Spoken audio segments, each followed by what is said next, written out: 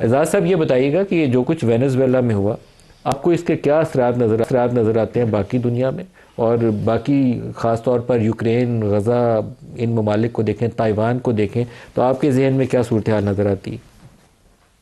جی شکریہ ندیم ملک صاحب. بہت عرصے سے ہم سارے اس بات کا تذکرہ کر رہے تھے کہ دنیا کا جو عالمی نظام بنا تھا جنگ عظیم دوم کے بعد وہ شکست و ریخت کا شکار ہے. اور یہ جو واقعہ ہوا ہے وینیزویلا میں امریکہ کی طرف سے، یہ بالکل اسی شکست و ریخت کو، یعنی کفن میں آخری کیل جسے کہتے ہیں نا، وہ انہوں نے ٹھونک دی ہے. اب اس کے بعد تو صرف آپ نے خود کہا، صحیح کہا کہ جس کی لاٹھی اس کی بھینس کے مصداق دنیا چلے گی. اب ایسے میں آپ نے جہاں اور بھی بہت ساری مثالیں دی، میں یہ سمجھتا ہوں کہ جو بڑی طاقتیں ہیں وہ ان کو طرح طرح کے خیالات آئیں گے، اور جو ان کو جو آبجیکٹیوز حاصل کرنے تھے وہ اس کی طرف چل پڑیں گے. آپ نے بالکل صحیح کہا کہ روس کے لیے یوکرین والا راستہ اب اور زیادہ کھل گیا ہے. پہلے بھی کھلا ہوا تھا لیکن امریکہ کے ہاتھ کھینچنے کے بعد چین کے لیے تائیوان کا راستہ کھلا ہے. اسرائیل کے لیے نہ صرف غازہ کا بلکہ میرے خیال میں ارد گرد جتنا بھی ان کا جو گریٹر اسرائیل والا ہے، کیونکہ جس کی طاقت ہے وہ استعمال کرے گا. تو سب سے زیادہ جو خطرہ ہے وہ ہے جو small countries and medium size countries. اور ان کے لیے اس لیے خطرہ ہے کہ ہر ایک کے نیبرہڈ میں ایک بڑا کوئی بلی یا دھونس جمانے والا ملک موجود ہے. تو چنانچہ صرف وہ ملک محفوظ رہ سکیں گے جن کی اپنی دفاع بھی مضبوط ہو، اقتصاد بھی مضبوط ہو، اور سیاسی ہم آہنگی یا ایک قسم کی سٹیبلٹی ہو ان کے ہاں.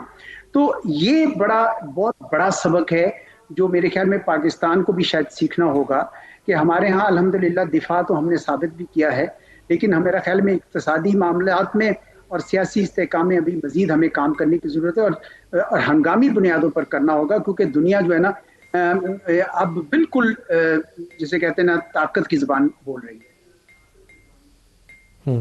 سر آپ کے یہ جو دو جملے ہیں نا پاکستان کے متعلق، یہ میرے دل کے بہت قریب ہیں. جب سے میں نے یہ وینزویلا کی خبر پڑھی ہے تو سب سے زیادہ مجھے اپنی جو انٹرنل پولیٹیکل ہارنی ہے جس کی طرف آپ نے ابھی براہ راست اشارہ بھی کیا، مجھے سب سے بڑا کنسرن اسی کے اوپر ہے. اس لیے نہیں ہے کہ مجھے خاص کسی گروپ سے یا جماعت سے یا کسی شخص سے بہت محبت ہوگی ہے، بلکہ پاکستان کی سالمیت اور استحکام کے لیے ضروری ہے کہ ہمارے انٹرنل ڈیفرنسز جو ہیں وہ سمٹ جائیں، ہم آپس میں ٹکڑوں میں نہ بٹیں. اس وقت تو صورتحال ہماری یہی ہے کہ ہم ٹکڑوں میں بٹے ہوئے ہیں. کوئی سخت آرٹیکل آ جاتا ہے تو اس کو آرٹیکل کو ہٹوانے کے لیے سرکار جی ہماری ایکٹیو ہو جاتی ہے. تو ان چیزوں سے ہمیں آگے نکلنا پڑے گا، نہیں تو بہت مشکل آنے والی ہے.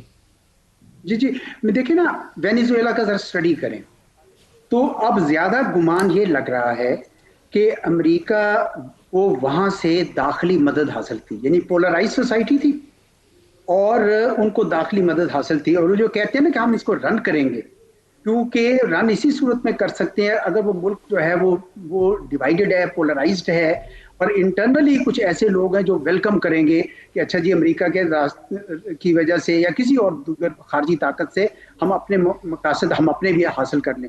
اس لیے پوری قوم کو متحد ہونا جو ہے وہ بہت ہی ابھی امپورٹنٹ ہو گیا ہے. جو سوسائٹی پولرائزڈ ہوگی اس کے اندر دیکھیں امریکہ نے اب کیسے اس پہ رن کرنا ہے، یعنی بوٹس آن گراؤنڈ تو اب نہیں کر سکتے ہیں کیونکہ وہ عراق میں انہوں نے دیکھ لیا تھا، افغانستان میں دیکھ لیا تھا.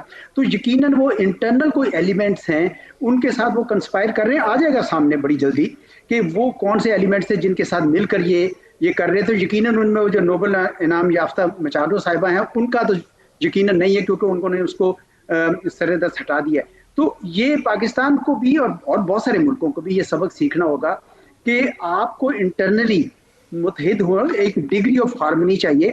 بھارت کو بھی آپ کو یاد ہوگا کہ جب اس نے ہم پہ حملہ کیا تو ہم نے یک قوم اکٹھے ہو کے کھڑے کیا، اور اس کے بعد وہ ہائیبریڈ پہ اتر آیا. یہ جو بھی کراچی میں بھی پکڑا گیا اور وہ ہائیبریڈ کا سسٹم انہوں نے پراکسی وارز کر رہے ہیں. اس لیے بھی بہت ضروری ہے کہ پاکستان جیسے ملک ہے اس کو یہ سبق سیکھنا ہوگا وینیزویلا سے کہ اپنے آپ کو ہم نے اب متحد کرنا ہے، ایک تھوڑا سیاسی استحکام بھی لانا ہے، اور سب سے زیادہ اقتصادی استحکام لانا ہے. اقتصاد مضبوط ہوگی تو پاکستان جو ہے نا اس کے دن اچھے رہیں گے آئندہ بھی انشاءاللہ.